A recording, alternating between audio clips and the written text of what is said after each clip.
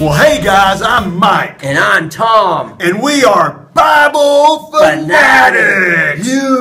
Huge Bible fanatics. Now, we love the Bible, boys and girls, and we love all that God has told us through the Bible. We're loving it. Hey, like the McDonald's commercial. That's right. We're loving it. We're loving it. Now, boys and girls, in the next 12 weeks, you guys are going to learn about every book in the Bible. But not us. Because we already know about all the books. Not to brag or anything, but all right, here we go. But we do. And don't worry, because in the next few weeks, we'll get you up to speed to where you'll know the books of the Bible just as good as we do. That's right. Now, boys and girls, there are 66 books in the Bible. That's right. 39 in the Old Testament, 27 in the New Testament. That's right. And like us, you'll be able to go through the entire Bible and only count them 1, 2, 3 minutes. Whoa. Let's do this. Genesis. It tells us in the beginning God made the world. It also tells us that we messed things up. But in spite of that, God still loved us and decided to stick with us. That's right. And Exodus is the story of how Moses saved God's people from slavery. And then in Leviticus, God tells the people how to live so they won't sin. In Numbers, Moses counted all of God's people. And then in Deuteronomy, God tells the people how to live without sin again because they just didn't get it. And then Joshua finally brought the people of God into the Promised Land after they knocked down the walls of Jericho. Then, here come the judges. Here come the judges. Order in the court now. Here come the judges. Then Ruth. Ruth is a typical love story.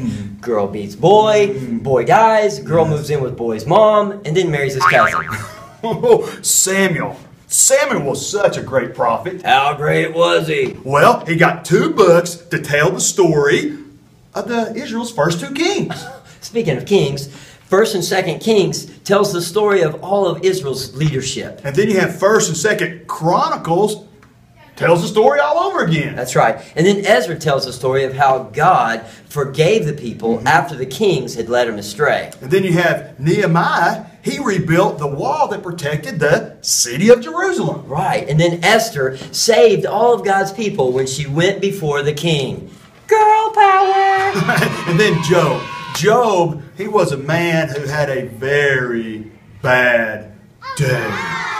Don't worry, because in the big book of Psalms is a book of praise right in the middle of the Bible. Then you have Proverbs and Ecclesiastes, and they're filled with wisdom. Then the Song of Solomon is all about love. And then you have Isaiah, and he was a prophet who tried to tell the people they needed to obey God. That's right. And Jeremiah was a weeping prophet who got his own book and the next book, Lamentations, where he could mourn for God's people. Then you have Ezekiel. He had some amazing visions from God that he shared with God's people while they were in exile. That's right. And Daniel was a prophet too, and somewhat of a daredevil. Wait till you hear the story about how he spent the night in the lion's den. And then there's a minor prophets. You have Hosea, Joel, Amos, Obadiah, and then Jonah. Jonah. Yes. Now that guy was fishing. Fish, yeah, you get it. And then there's Micah and Nahum. Habakkuk. Yes. And then you have Zephaniah. And then Haggai. And then you have Zechariah. And then you have Malachi. Right. And all of those people warned that God would punish them if they kept on sinning. In fact, some of those prophets told of a Messiah that was coming to save us all. Well, speaking of Messiah, Matthew is all about the Messiah.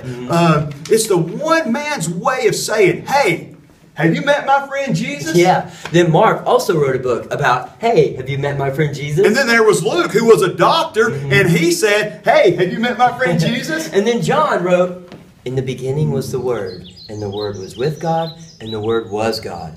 And His name was Jesus. Hey, have you met my friend Jesus? And then we have Acts. Acts tells us how Jesus' followers started the early church. That's right. And Paul was one of the early church leaders who wrote letters to all the early churches. He wrote one to the Romans, to the Corinthians, and then one each to the Galatians, Ephesians, Philippians, and Colossians. And then Paul, he also wrote some personal letters too. He did two to the Thessalonians, and then he had two to his buddy Timothy. And then one to Titus and Philemon. That's right.